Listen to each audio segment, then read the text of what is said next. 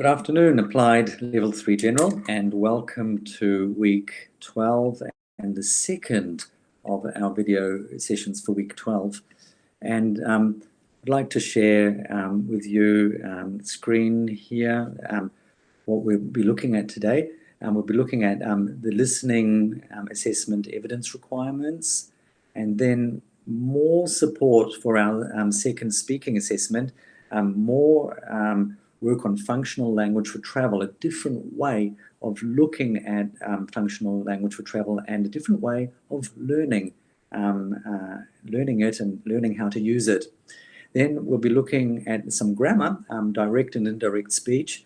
Now, again, we'll be using it to help us better understand how to make polite inquiries and requests. So we'll be looking at how direct and indirect speech can be used in making these polite inquiries and requests. Okay, so let's start by looking at the evidence requirements. Now, they are here. So for the listening assessment, you need to be able to show us that you understand the purpose of the text and the overall main idea. That you're very clear what that is. And this question, for this question, you'll be given several choices, multiple choice. Read them very carefully and be sure you understand the difference between the different choices. The second one, understanding of the supporting details in the extended speech is demonstrated. Right, here again, you'll be given a main idea, all right, an important idea that is presented in the in the text, in the listening text, and you'll need to give some details that support this main idea. It's quite similar to your writing. When you're writing a paragraph, you write your topic sentence with the main idea, and then you give supporting details to expand on the idea. The final one, specific information from the speech is identified. Okay, so in this type of task, you're usually asked to give numbers or dates or you know, important dates or years, the year in which an event took place. So sometimes you'll be asked for the name of a person, that sort of thing. Very specific, but yeah, quite easily identifiable. Okay, so coming back to this, so the next one we're looking at is functional language for travel. Now, this has already appeared on DynaSpeak Online. You might have looked at it already.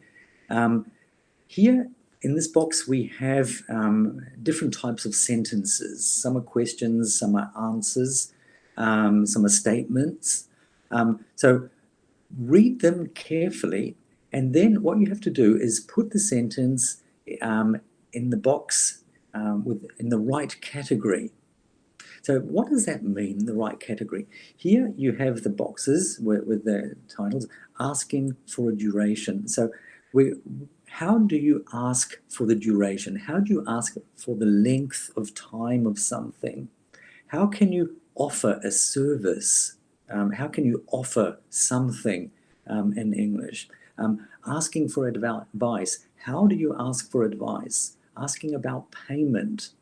Asking for questions about something. Asking about travel companions. Showing an opinion. Showing agreement. How do you show agreement? All right, asking for suggestions. Now, come back up here. Let's look at this one. How can I help you today? How can I help you today? In what context do we use this? How can I help you today? Where do you hear this? Do you hear this in the classroom? No. Do you hear it in a shop? Huh? Maybe you'll hear it in a shop. You go into a shop, you're looking around in a clothes shop perhaps, or in a bookshop, in a kitchenware shop. You're looking around and someone comes up to you and says, good morning, how can I help you today? What are they doing? All right. Are they asking about time? Are they offering a service?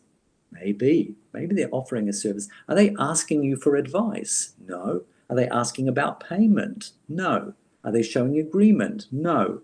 What are they doing? Look at this one. Are they offering to help you? How can I help you? Are they offering to help? Yes. Okay, let's look at another one. Are you traveling alone? Who would ask this? Sorry. Who would ask this? All right. Would you say it in a shop?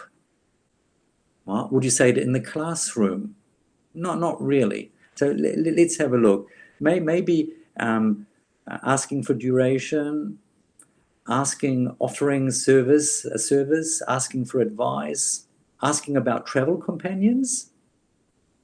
Oh, yes, maybe. Are you traveling alone? Here I want to know, are you traveling alone, or are you traveling with someone else? Are you traveling with your family? Are you traveling with your friends, with your partner?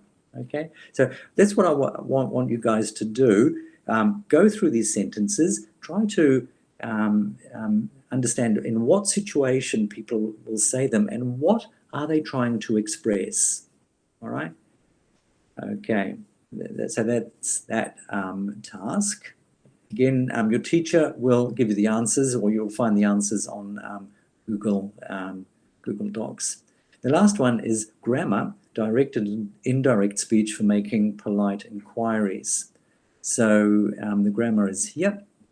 So here you have some examples. Look at these two questions.